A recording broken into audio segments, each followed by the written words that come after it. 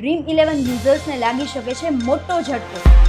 Dream11 પોતાની real money ગેમિંગને કરવા જઈ રહી છે બંધ. Dream11 સહિત કોઈ પણ ઓનલાઈન ગેમિંગ જે રિયલ મનીથી ચાલે છે તે હવે બંધ થઈ જશે. નમસ્કાર, હું છું માનસી સવાડિયા અને તમે જોઈ રહ્યા છો અવર રાજકોટ. આજના આ સમાચાર સાંભળીને Dream11 યુઝર્સને લાગી શકે છે મોટો ઝટકો. ભારતની સૌથી મોટી ફેન્ટેસી ગેમિંગ કંપની Dream11 પોતાની રિયલ મની ગેમિંગને કરવા જઈ રહી છે બંધ.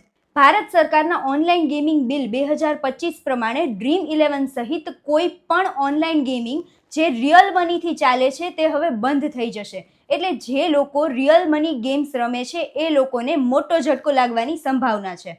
Dream11ની કુલ કમાણી એટલે કે લગભગ 9,600 કરોડના 80 થી 90% કમાણી તે લોકો રિયલ મની ગેમથી કરે છે. અને બીજી વસ્તુ કે તેમનું કરોડોનું માર્કેટ છે અને Dream11 કંપની પાસે 28 કરોડ યુઝર્સ છે અને 2000થી પણ વધારે એમ્પ્લોઈઝ છે. તો આ જે 28 કરોડ યુઝર છે એ પણ ક્યાંક ને ક્યાંક બેરોજગાર બની શકે છે અને 2000 એમ્પ્લોયની વાત કરીએ તો તેમની તો જોબ સાવ ખતરામાં જ છે. આ થઈ Dream11ની વાત. પણ આવા તો હજુ કેટલા બધા real money online gaming platforms છે જ્યાંથી કરોડો લોકો કંઈક કમાતા હશે અને હજારો લોકો એમાં કામ કરતા હશે. તો એ લોકો હવે સાવ રજડી પડશે અને ભારતમાં ઓલરેડી બેરોજગારી એક ઉપલા સ્તર પર છે. તો આ એક પ્રશ્ન બહુ ગંભીર બની શકે છે કે ભારતના લોકો વધારે ને વધારે બેરોજગારીનો સામનો કરી રહ્યા છે.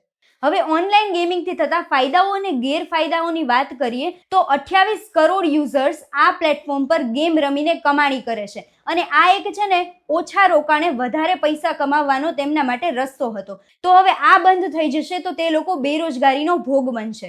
બીજી વસ્તુ કે આ કંપનીમાં 2000થી પણ વધારે એમ્પ્લોઈઝ કામ કરે છે અને ગરીબી એ ભારતની સૌથી મોટી સમસ્યા છે અને બેરોજગારી તો એનાથી પણ મોટી સમસ્યા કહી શકાય. તો જ્યારે આટલા બધા લોકો એક સાથે બેરોજગાર થઈ જશે તો ભારતની શું હાલત થશે તમે વિચારી શકો કે આ બધા લોકો કઈ કંપનીમાં જોબ કરવા જશે યા તો એવી કઈ કંપની હશે જે એ લોકોને જોબ પ્રોવાઈડ કરશે. અને ત્રીજો સૌથી મોટો મુદ્દો કે Dream11 કંપની ઇન્ડિયન ક્રિકેટ ટીમને સ્પોન્સર કરતી હતી. હવે આ સ્પોન્સરશિપ ઇન્ડિયન ક્રિકેટ ટીમને નહીં મળે તો આવડા મોટા સ્પોન્સર ઇન્ડિયન ક્રિકેટ ટીમને બીજા કોણ મળશે?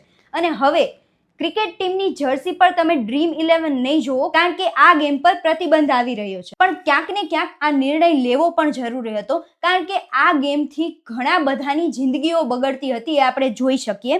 અને ઓનલાઈન ગેમિંગ પ્લેટફોર્મ પરથી કેટલા લોકો સાયબર ક્રાઇમનો ભોગ બનતા હતા.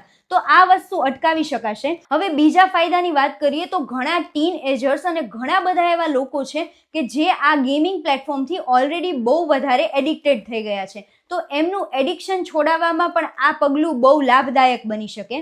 અને આમ જોઈએ તો ઓનલાઈન ગેમિંગ એક ઝાડ છે અને આમાં ફસાઈને ઘણા બધા લોકો એવા છે કે જે આત્મહત્યા સુધી પહોંચી જાય છે અને દેવામાં ડૂબી જાય છે અને ક્યાંક ને ક્યાંક આ દેવાના લીધે તે લોકો આત્મહત્યા પણ કરે છે. તો આ ઓનલાઈન ગેમિંગ પ્લેટફોર્મના લીધે થતા સુસાઇડ પણ આમાંથી અટકાવી શકાશે. તો આ ઓનલાઈન ગેમિંગ પ્લેટફોર્મ પર બેન લગાડવાના ઘણા બધા ફાયદાઓ પણ છે અને ઘણા બધા ગેરફાયદાઓ છે. તો આના વિશે તમારું શું માનવું છે કોમેન્ટમાં જણાવજો.